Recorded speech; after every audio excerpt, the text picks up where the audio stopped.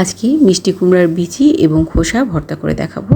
এটা খেতে কিন্তু দারুণ মজা এবং খুবই উপকারী। আপনারা আশা করি বানিয়ে খাবেন। তো এখানে মিষ্টি কুমড়ার বিচিগুলোকে নিয়েছি, এগুলোকে একটু আলাদা করে নিয়েছি। এটা দিয়ে আমি আলাদা করে ভর্তা করব, আর এই খোসাটা দিয়ে কিন্তু আলাদা আরেকটা ভর্তা করব। মানে এখানে 2 রকমের ভর্তা করে দেখাবো। আর এই মিষ্টি কুমড়ার বিচির সাথে যে অংশটা থাকে, ভিতরে নরম যে অংশটা থাকে, বিচি থাকে যে অংশে, সেই অংশটাও নিয়েছি। তো বিচি আর এই ভিতরের অংশটা দিয়ে একসাথে করে একটা ভর্তা করব, আর খোসাটা দিয়ে আলাদা একটা ভর্তা করে দেখাবো। তো পাত্রে অল্প করে তেল দিয়ে দিচ্ছি, আর এর ভেতরে মিষ্টি কুমড়োর বিচিগুলোকে দিয়ে দিচ্ছি। এটাকে অল্প আঁচে একটু লালচা করে ভেজে নিতে হবে। ভাজা হয়ে গেছে, এবার একটা পাত্রে তুলে রাখছি। এবার ওই পাত্রে সামান্য তেল দিয়ে একটা শুকনো মরিচ দিয়ে একটু ভেজে নিচ্ছি। এবার দিয়ে দিচ্ছি 2 কোয়া রসুন, 2-3টে কাঁচা মরিচ আর কিছুটা পেঁয়াজ। পেঁয়াজটা একটু বেশি পরিমাণে দিচ্ছি, আর সাথে দিয়ে দিচ্ছি মিষ্টি কুমড়ার ভিতরে যে লাল অংশটা ছিল সেটা। এবার এগুলোকে লালচে করে অল্প আঁচে ভেজে নেব। ভাজা হয়ে গেছে।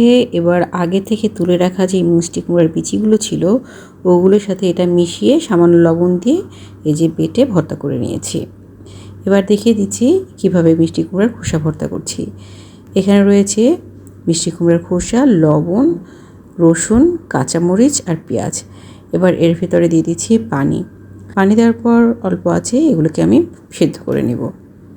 সব কিছু খুব ভালো করে সেদ্ধ হয়ে গেছে। এবার প্যানের মাঝখানের জায়গাটা একটু ফাঁকা করে দিচ্ছি, আর এর ভেতরে বেশ কিছুটা তেল দিয়ে দিচ্ছি। এবার আমি দিয়ে দিচ্ছি চাপা শুটকি। এখানে বাঁশপাতা চাপা নিয়েছি। যারা শুটকি পছন্দ করে না তারা এটাকে বাদ দিতে পারেন। শুটকি ছাড়াও কিন্তু এই ভর্তাটা অনেক মজা, এইভাবে ভর্তা করে নিতে পারেন।